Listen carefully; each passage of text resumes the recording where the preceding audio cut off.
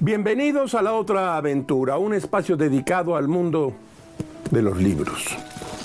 Para nuestro fatigado y distraído meditar lo que está a la vista de la alfombra, cuyo dibujo nunca se repite, probablemente sea el esquema de la existencia terrenal, el revés de la trama, el otro lado del mundo, supresión del tiempo y del espacio o magnificación de ambos. Y la trama, los sueños. Esto soñó en Teherán Moisés Ne'eman, fabricante y vendedor de alfombras.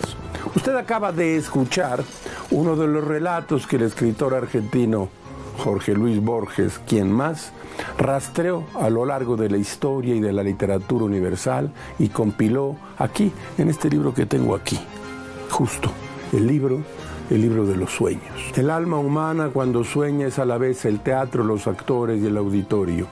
Escribió en 1975 para su prólogo y, como entrada a esta colección de infinitos Borges, nos deja una clave. Las imágenes de la vigilia generan sentimientos en tanto que en el sueño los sentimientos generan las imágenes. Si un tigre entrara en este cuarto, en este almacén de libros, sentiríamos miedo. Si sentimos miedo en el sueño, engendramos a un tigre. He dicho un tigre, pero podemos proyectar el horror sobre una figura cualquiera, un busto de mármol, un sótano, la otra cara de una moneda, un espejo. Hace 100 años, el 14 de octubre de 1924, empezó a circular en mitad de la frenética prensa parisina de entreguerras el manifiesto del surrealismo.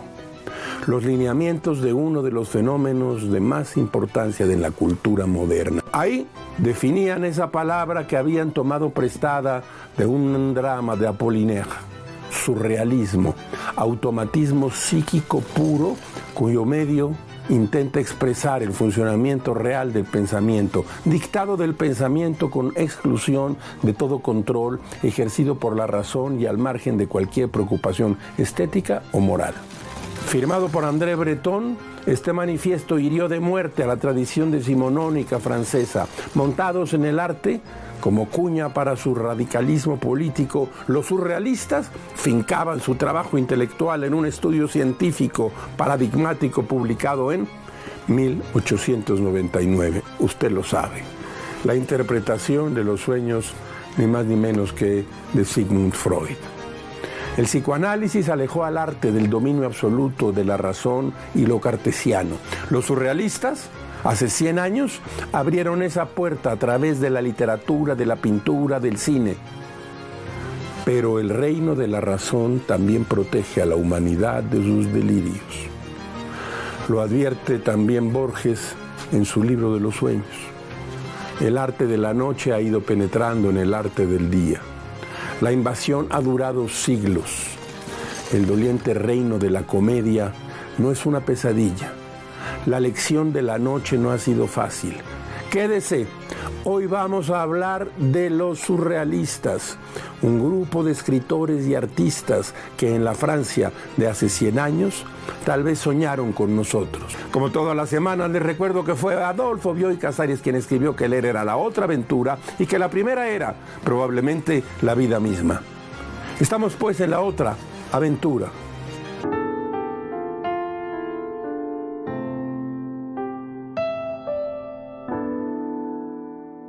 En el año de 1911, Wilhelm Apollinaris Kostrowski estuvo en la cárcel algunos días acusado de haber robado la Gioconda del Louvre.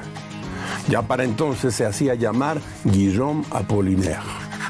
Uno de sus conocidos testificó en la comisaría y también fue retenido, Pablo Picasso. De hecho, Apollinaire había restituido unos meses antes, anónimamente, un busto robado por un amigo de ambos, Géry Perret, motivo por el cual fueron detenidos. Además de la simpatía pública que ambos habían manifestado, el movimiento futurista de Marinetti, quien propondría quemar los museos para dar paso a un arte nuevo. Picasso y Apollinaire fueron puestos en libertad tras comprobar su inocencia.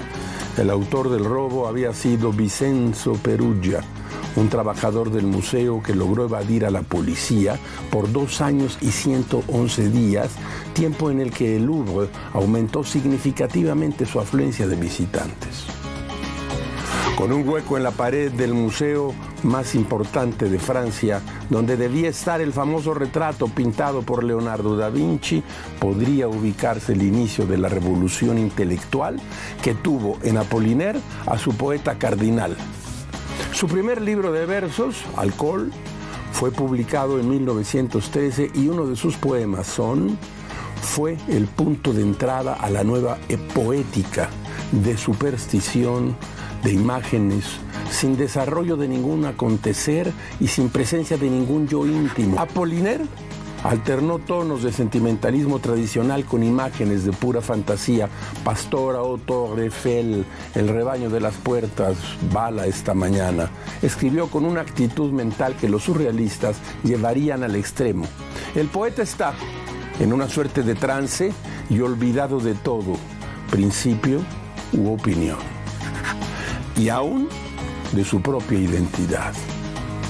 Más tarde publicaría Caligramas, donde introdujo una forma poética en que el poema imita en la disposición tipográfica o en el manuscrito reproducido formas y figuras aludidas en los propios versos, el caligrama. Mientras que Alcoholes y Caligramas abrieron la puerta a las vanguardias, su primer drama tuvo por subtítulo una palabra que anunció el futuro del arte en París. El nombre de la obra de teatro, Las tetas de Tiresias, drama surrealista.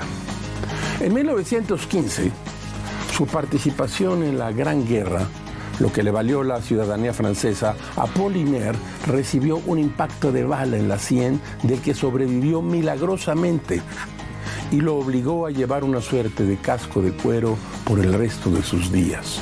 Aunque no fueron demasiados, Apollinaire murió en 1918 de la gripe que los franceses llamaron española.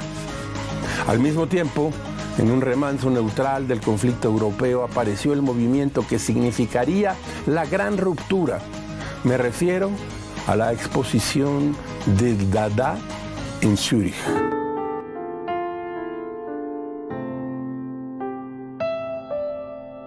En 1953, Octavio Paz dictó una conferencia titulada El surrealismo en la Universidad Nacional Autónoma de México, enmarcada en el coloquio Los grandes temas de nuestro tiempo.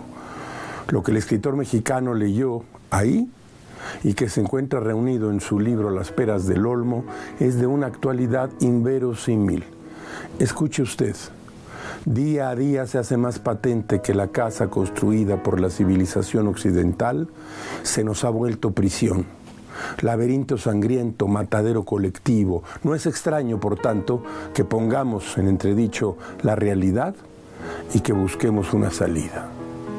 Graves críticos, enterradores de profesión y, como siempre, demasiado apresurados, nos habían dicho que el surrealismo era un movimiento pasado. Su acta de defunción había sido extendida, no sin placer, por los notarios del espíritu. Lo maravilloso cotidiano había muerto.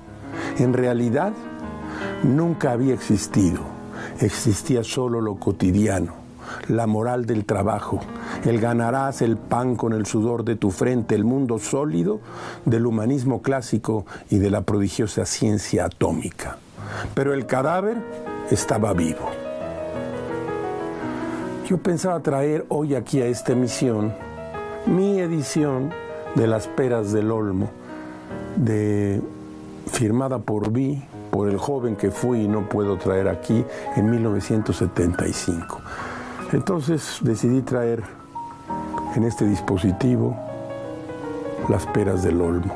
Sigue siendo un gran libro. André Breton, algunos años antes de 1950, había sido entrevistado por Valverde para el estudio que acabamos de citar ampliamente. Les habló de Joan Miró, de quien dijo que su pintura era la plus belle plume de son chapeau, la pluma más hermosa del sombrero surrealista. Desdeñó a Neruda, pero aludió muy elogiosamente a un joven diplomático mexicano radicado en París, Octavio Paz. En su deslumbrante ensayo sobre el surrealismo, porque lo es, Paz escribió lo siguiente: El mundo se ha convertido en una gigantesca máquina que gira en el vacío, alimentándose sin cesar de sus detritus.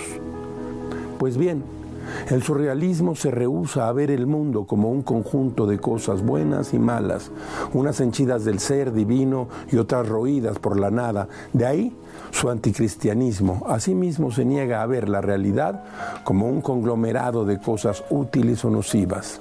De ahí su anticapitalismo. Las ideas de moral y utilidad le son extranjeras. Este es Octavio Paz definiendo como nadie el surrealismo, que cumple, ya dijimos, 100 años.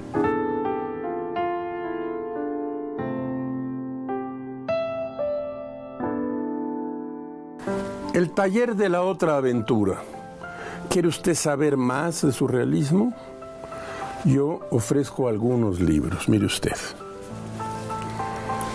Hola Pepín, Dalí, Lorca y Buñuel, en la residencia de estudiantes. Es un libro muy importante para conocer la historia del surrealismo.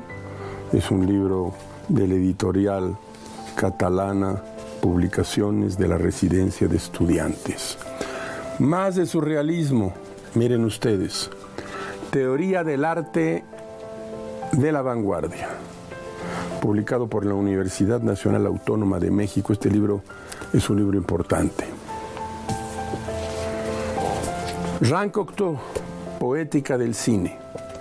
Este es importantísimo por lo siguiente. Traigo además Octavio Paz, Luis Buñuel, El doble arco de la belleza y la rebeldía, prólogo de José de la Colina, publicado por el Fondo de Cultura Económica. Y este de Jean Cocteau que yo decía, Poética del cine, tiene que ver con algo que traigo aquí para ustedes. Estos se utilizan poco ya estos, pero busque las películas en cualquier plataforma o estas mismas. Mire usted, son 3 clásicos del surrealismo. El ángel exterminador, ni más ni menos que de Luis Buñuel, El perro andaluz y La edad de oro. Si encuentra usted una de estas 3 películas y alguno de estos libros, usted sabrá muchísimo de surrealismo. El taller de la otra aventura.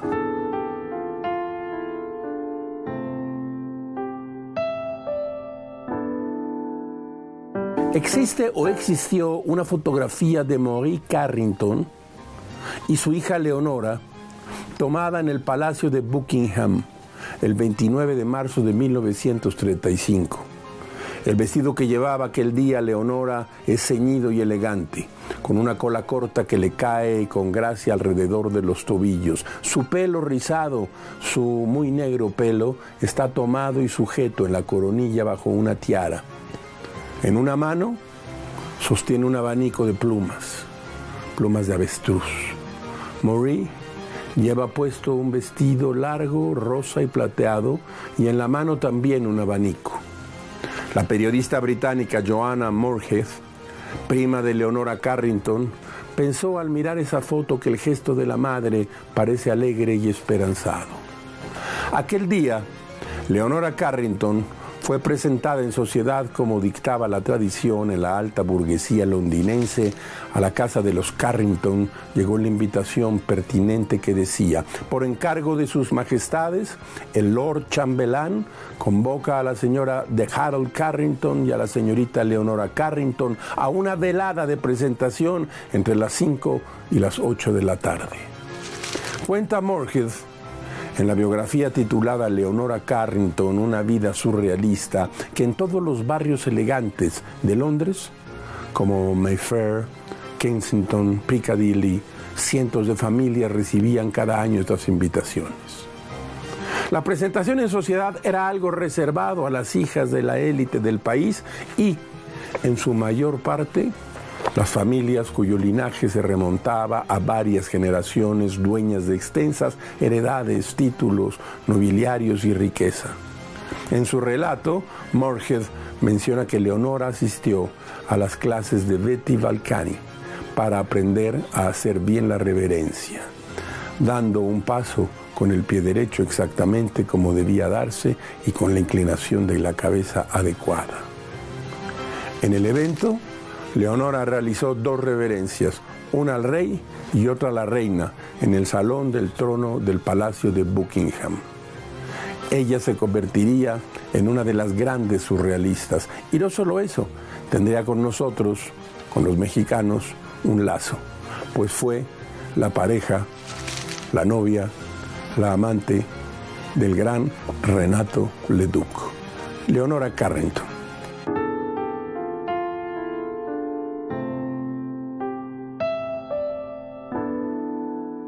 Los vasos comunicantes son aquellos que restablecen la unidad entre el mundo de la vigilia y del sueño. El sueño provoca una conspiración de silencio y de noche. Esto une a esos mundos. Hemos traído aquí a esta sección el libro, que tengo aquí, con que Breton quiso demostrar que el mundo de los sueños y el mundo real son la misma cosa. Editado por Siruela, en traducción ni más ni menos que de Agustí Bartra. Los vasos comunicantes del padre del surrealismo, André Breton. Escuche usted. El marqués de Hervey Saint-Denis, traductor de poesías chinas de la época de los Tang y autor de una obra anónima aparecida en 1867 bajo el título Los sueños y los medios de dirigirlos, observaciones prácticas, obra que ha llegado a ser lo bastante rara para que ni Freud ni Havelock-Elix, como especifican ambos, hayan logrado conocerla. Parece haber sido el primer hombre en pensar que no era imposible, sin recurrir para ello a la magia, cuyos medios no llegaban en su tiempo a traducirse más que por ciertas recetas impracticables, vencer en su provecho las resistencias de la más amable de las mujeres y obtener rápidamente que le otorgara sus últimos favores. Ese idealista, cuya vida a través de todo lo que cuenta nos parece bastante inútil, se había formado sin duda por compensación una imagen más viva de lo que podía esperar con los ojos cerrados que la mayoría de los espíritus científicos que se han entregado a observaciones sobre el mismo tema. Mucho más afortunado que el héroe de Al revés de Huysmans, Hervey, demasiado privilegiado, supongo, desde el punto de vista social, para intentar por otra parte verdaderamente huir de algo, consigue, sin trastorno apreciable, procurarse, fuera del mundo real, una serie de satisfacciones sin mezcla que en el plano sensorial no van a la saga de ningún modo de las embriagueces de Des Esseintes y no acarrean, por el contrario, ni lasitud ni remordimiento.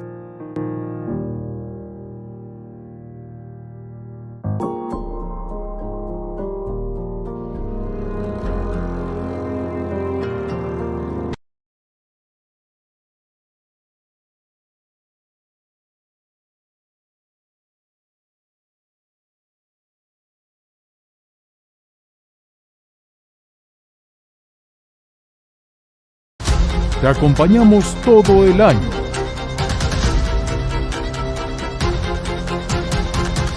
Mantente bien informado a lo largo del día. En tus espacios favoritos.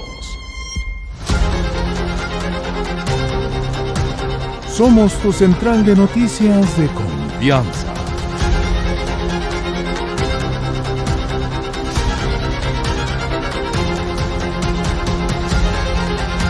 Que te comparte todo lo que sucede en tiempo real.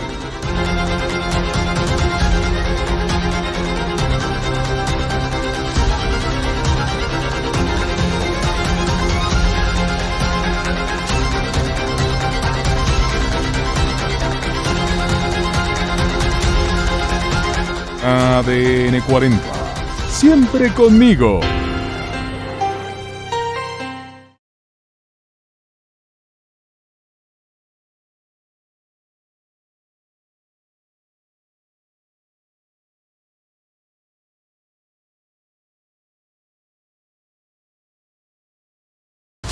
Te acompañamos todo el año.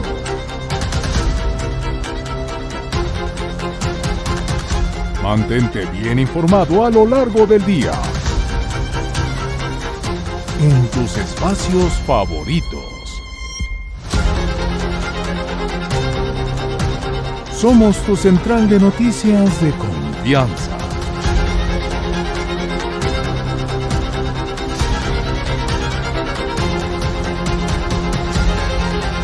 Que te comparte todo lo que sucede en tiempo real.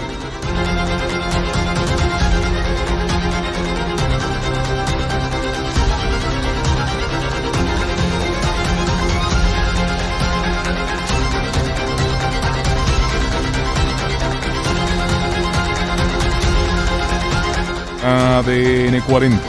Siempre conmigo.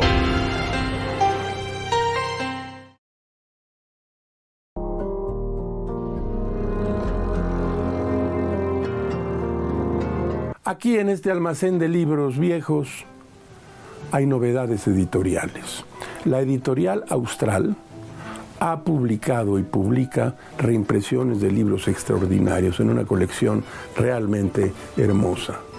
A mí me recuerda los años en que compraba los libros precisamente de Austral. Este es El Oro de los Siglos, antología. Y vienen Garcilaso de la Vega, Fray Luis de León, San Juan de la Cruz, Luis de Góngora, Lope de Vega y Francisco de Quevedo.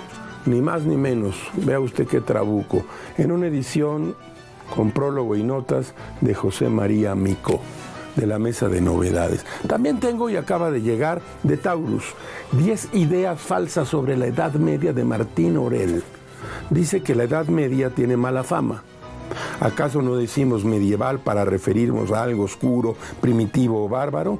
El historiador Martín Orell empuña la alabarda para restaurar el honor de este periodo tan heterogéneo e injustamente tratado, publicado por Taurus. Y este libro, que no es exactamente una novedad, pero como si lo fuera.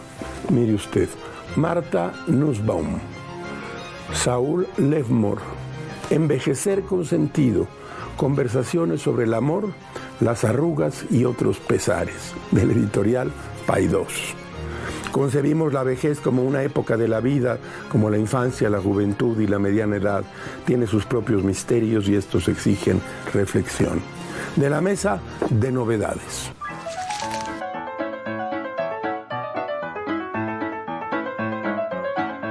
En el libro El cine, Antonin Artaud escribió: el cine implica una subversión total de los valores, un trastoque completo de la óptica, de la perspectiva, de la lógica. Es más excitante que el fósforo, más cautivante que el amor. No es posible ocuparse indefinidamente en destruir su poder de galvanización por el empleo de temas que neutralizan sus efectos y que pertenecen al teatro. Artaud, como algunos de los cineastas de vanguardia, renunciaba a la idea del cine como un arte de representación e imitación de la vida. Decía Artaud en su breve disertación que el cine reclama los temas excesivos y la psicología minuciosa.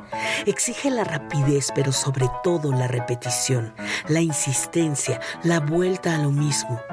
El alma humana desde todos sus aspectos.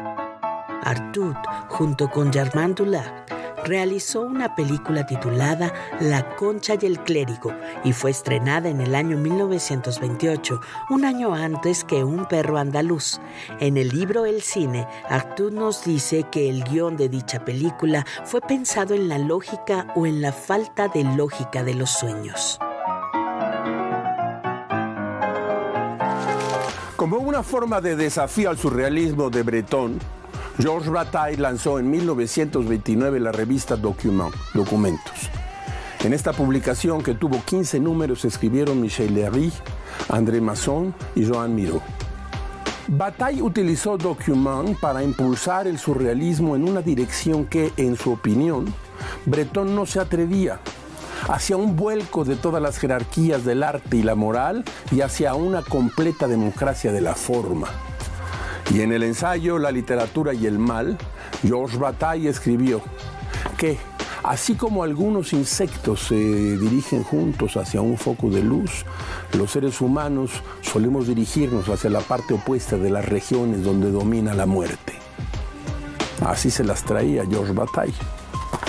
Hacer el bien pensando como una virtud consiste primordialmente en alejarse lo más posible del terreno de lo fúnebre, de tal modo que, Hacer el bien es proteger la vida y actuar en consecuencia con ello. Sin embargo, como bien sabía Georges Bataille, el ser humano tiene una tendencia inevitable hacia las zonas nocturnas de su espíritu. Dice Bataille: a veces la vida necesita no huir de las sombras de la muerte, sino por el contrario, dejarlas crecer en sí, hasta los límites del desfallecimiento, hasta el fin de la misma muerte.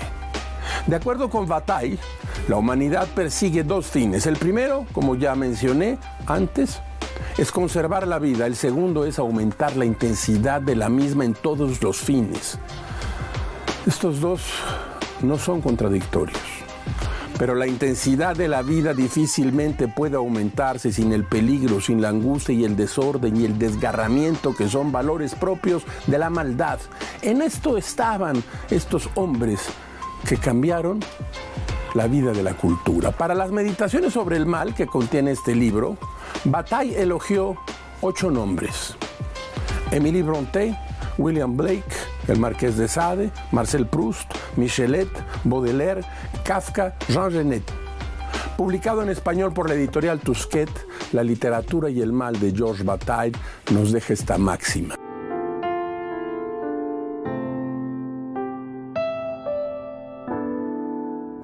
como todas las semanas, usted encontrará aquí un espacio para la felicidad de las frases célebres. Escuche usted esta: de toda la memoria solo vale el don preclaro de evocar los sueños. Antonio Machado. Hemos llegado al final de esta emisión y de esta aventura a los 100 años del surrealismo. Soy Rafael Pérez Galle, los espero aquí la próxima semana. Abres una puerta y aparece un mundo. Eso es un libro.